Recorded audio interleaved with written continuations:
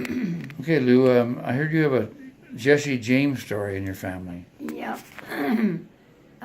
Jesse and Frank James lived in Kansas. And of course, we were north of them, directly almost. And so one day, through telephone lines, my grandmother heard that Jesse James was on his way north. And so she went and made a big lunch and put it in a pail and hung it on the fence out by the road with 2 horses. And later on that day, Jesse and his brother Frank came through and took the horses and the food and left their horses. Very good. Yeah. So your mother became famous for keeping the peace. Yeah, That was your grandmother. that was my grandmother. Okay. Now, what about a story that your grandfather found somebody unusual in his field? Oh, that was my dad. Oh, your dad. Okay. Mm-hmm. When airplanes came in was about the time I was born. And around 1927, 28, when they really started flying. And one day a plane came over and it had trouble and it landed in my dad's field.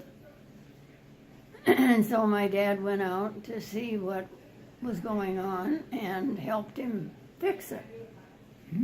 And because of that, the pilot said, okay, now I take you for a ride.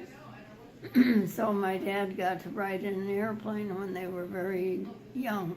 Wow. How old do you think your dad was? Oh, Yeah. geez.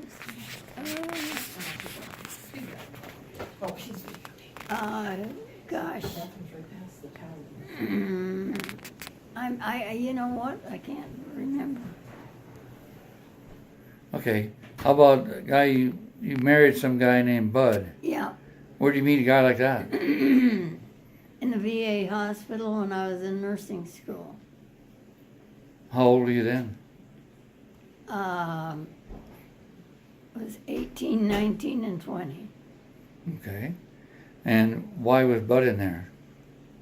Because he had his knee injured when he was in the Navy. Okay. And so how did it come about that you started talking to him or started cozying up to him? Because he wanted a patty of butter to put on a burn. And I told him I couldn't. I'd have to have a doctor's order to give him any medication. Even a pat of butter? Yeah, and he said, quite a hospital. Can't even give you a patty of butter. So anyway, I did find a patty of butter and I took it to him. Only to discover that his birthday was 30 days previous to mine. In the same year? In the same year. Oh. And so we got to talking and decided we'd go out on a date halfway between our birthdays. I don't know what that that's okay. is. So you went out a date Yeah. between your birthdays, Yes. and didn't some guy warn you about this guy named Bud? Oh, yes. There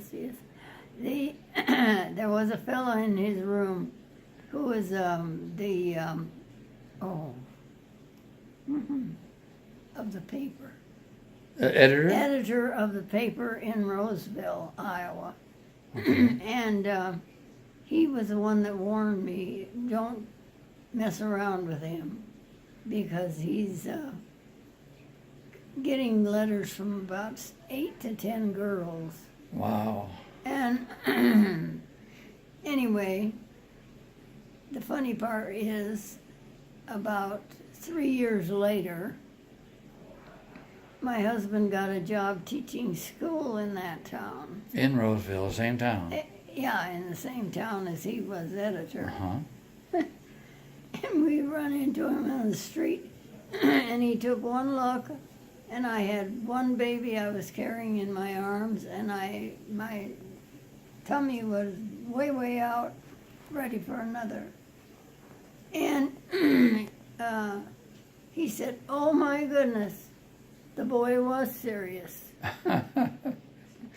Now, how many days after you went on your first date did you and Bud decide to get married?